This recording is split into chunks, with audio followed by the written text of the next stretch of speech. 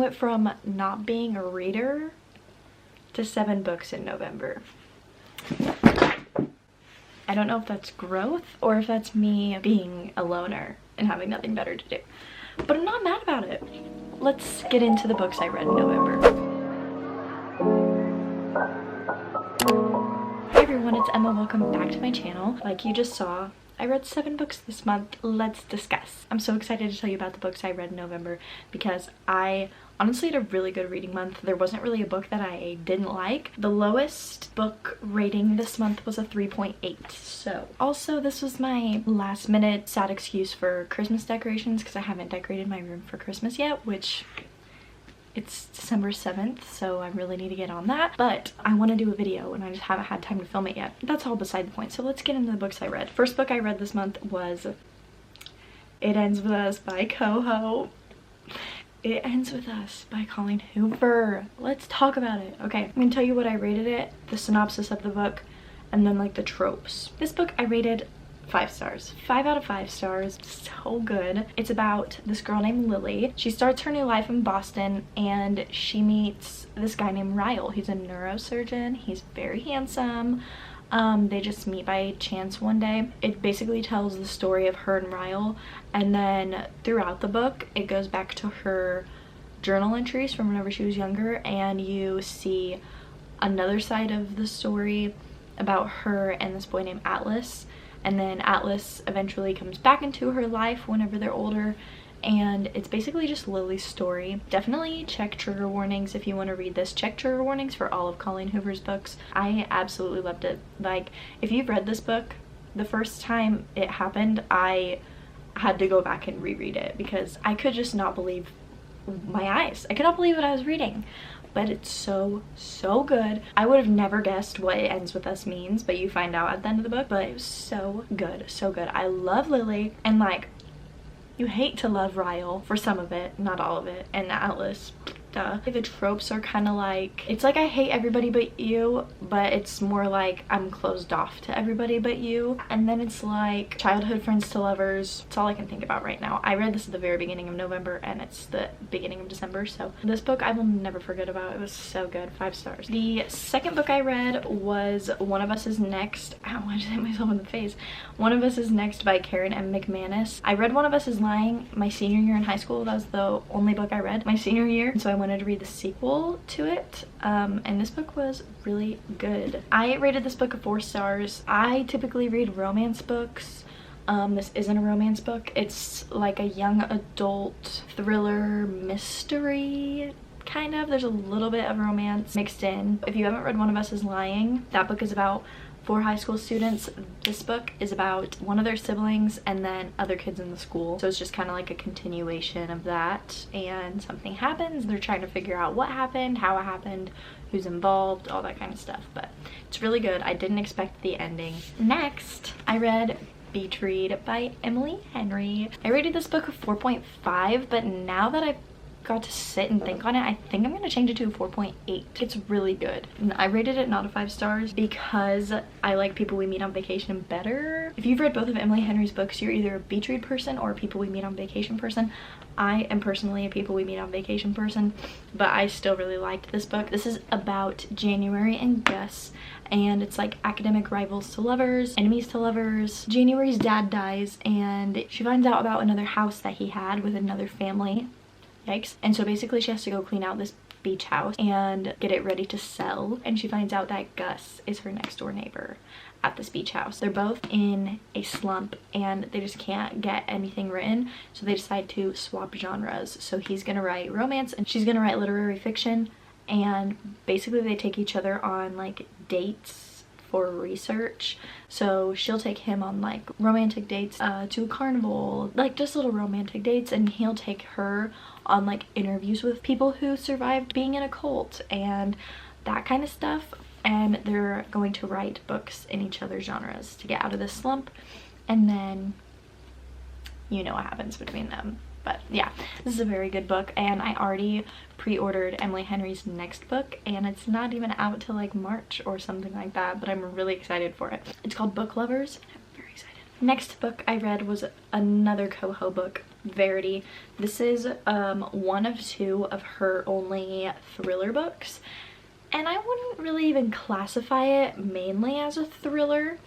As you can tell by the cover, it definitely looks like a thriller. It doesn't look like her other books, but I would classify it more as a romance with thriller sprinkled in there. Like, I guess the premise of the story is a thriller, but the writing is more of a romance. Like, more scenes are romantic than scary, if that makes sense. This is the book that I rated a 3.8. Some people might be mad at me for that because people are big Coho stans. I'm a huge Coho stan. She's my favorite author, but Verity just wasn't my favorite. I was expecting it to be a little scarier. I don't know if I said this earlier, but Coho always has like a big plot twist kind of at the end, towards the end of her books, and then it gets resolved. But this book leaves you just like not knowing what to believe.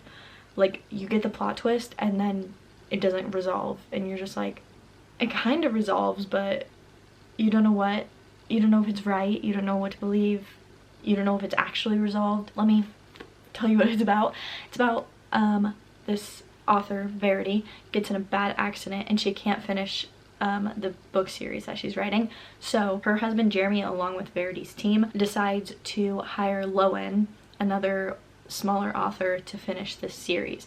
And Lowen moves into their house for a while to look through all of Verity's research so she can properly write the rest of the series. As she's looking through her research, she finds a manuscript from Verity and she starts reading it. And it's a biography about Verity. It gets a little disturbing, and Lowen is freaked out every time she sees Verity because Verity is like, her mind can process what's going on, but her body won't move, no facial expressions, like nothing like that.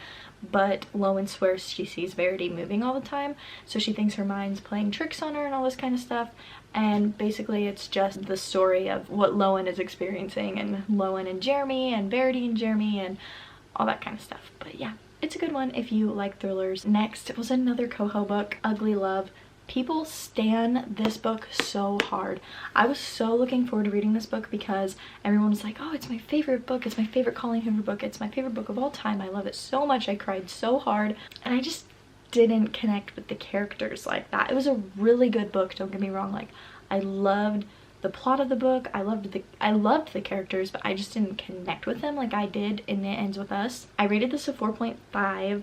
I would give it even like a 4.8. Like, it was really good, almost 5 stars, but I'm just not giving it the 5 because when I closed It Ends With Us, I was like, oh, I just shut my friends in a book. But whenever I closed this and put it back on my shelf, I wasn't like, I wonder what Tate and Miles are up to. It's about Tate and Miles, like I said. Tate moves in with her brother, and Miles is her brother's best friend that lives across the hall. They have a little bit of a friends with benefits going on. And Miles is very, I'm closed off to everyone but you. But for the whole book, he's closed off to her emotionally. And he's just kind of like, you know, we can do this, but no feelings. Don't ask me about my past. Don't expect a future. And Tate thinks she can do that, so she agrees. And I really, really, really love books with dual perspectives. You get Tate's POV, which is in present time, then you get Miles' POV from the past. You see the reason why he is the way he is, and it makes the book really good. I love when there's dual perspectives. And I think if it would have been my first Colleen Hoover book, it would be a 5, but since I read It Ends With Us first, it's like a 4.8, but it's really, really good. Definitely top Coho. It's like forbidden romance, kind of. Brother's best friend to lover. Really good. The next book I read in November was 11 Other Words by Christina Lauren. This book I rated a 4.5. I was super excited to read this because it's Haley Pham's like all-time favorite book, and I love Haley Pham. Once again, I just didn't connect with the characters like I have in other books. I got started on it a little slow. Like, I read the first like 100 pages and I wasn't super into it, so I took like a day or two break and then finished it super quick. So I think if I would have just like gotten all through it really fast, I would have liked it a lot more. It is very heartbreaking. This is one of the books that have made me cry. Basically, it's about Macy and Elliot. Those are the two main characters. Macy's mom passes away whenever she's younger, so her mom leaves her dad a huge list of like directions basically to raise their daughter. So one of the rules is When Macy looks so tired after school that she can't even form a sentence, take her away from the stress of her life. Find a weekend getaway that is easy and close, that lets her breathe a little. So her dad interprets that into, let's get a weekend house. So they get a house, a whole complete other house. When they move there, she meets Elliot because Elliot is reading in her closet whenever they arrive. This isn't dual POV, but it's dual timelines, so you see then and now. So it tells you the story about how her and Elliot met, and it's like childhood friends to lovers, and how they fall in love with each other, but then they don't talk for like 10 years, and then they run into each other randomly one day and they rekindle their friendship. Macy's engaged to be married, so that's something that they have to figure out. The ending is very, very sad. Literal tears out of my eyes. If you like People We Meet on Vacation, you'll probably like Love in Other Words, because it's very much now perspective, then perspective. Something happens where they don't talk for years, and then they rekindle their friendship and their relationship and that kind of thing. So I think that's another reason I rated it not the best, was because I love People We Meet on Vacation, so I just couldn't rate it the same as People We Meet on Vacation because I didn't like it as much, if that makes sense. And the last book I read in November is November 9 by Colleen Hoover. This I rated 5 stars. This book is so good. Okay, so this book is about Fallon and Ben. I love Ben. Oh, and I love Fallon. I just love this book. Fallon, she was a child actress, a teenage actress. Her dad was a famous actor.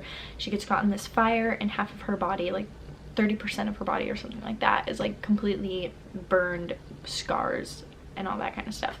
So she basically loses her career because nobody will hire her because of her burns and her scars. And one day on the anniversary of the fire, she's in a cafe with her dad, and her dad is saying heinous, awful things to her, and Ben is sitting at the booth right next to them and hears all of this. And so her and her dad get in an argument, and they're talking about how she hasn't been in a relationship and boys don't talk to her since she has these scars now. So Ben steps in and acts like he's her boyfriend. They have a really good day. For the rest of the day they hang out and all this kind of stuff. Ben tells her that he's an author and he's writing a romance book. She's getting ready to move to New York. She's like, well, since I'm getting ready to move to New York, how about every day on November 9th we meet up, and it can be a premise for your book. That way I have something to look forward to on November 9th rather than the anniversary of the fire. So for like 5 years until they're 23, they meet up every day on November 9th, and it gets really messy. People might be falling in love with each other, and it might get really complicated. They don't have any communication throughout the whole year. No phones, block each other on social media, no numbers, nothing. Like, no connection throughout the whole entire year. And then they see each other on November 9th, and they just pick up right where they left off. The plot twist in this one, I literally said, this book had me smiling, this book had me shocked, this book had me happy, because Coho's books always just resolve, like I said, like it ends happily and you're just so happy. But the plot twist was crazy. I don't know how people don't, I don't know how this isn't one of their favorite Colleen Hoover books. This was the last book I read this month. Currently I'm reading The Hating Game by Sally Thorne. These are the books I read this month, and I suggest you go read all of them. I really hope you guys enjoyed. Make sure you comment down below your favorite book. Give me book suggestions to read. I'm always looking for some new suggestions. I love you all so much. Thank you so much for watching. Make sure you like, subscribe, comment, go follow me on all my social medias. They're always linked in the description box down below. I love you all so much, and I will see you in the next one. Bye.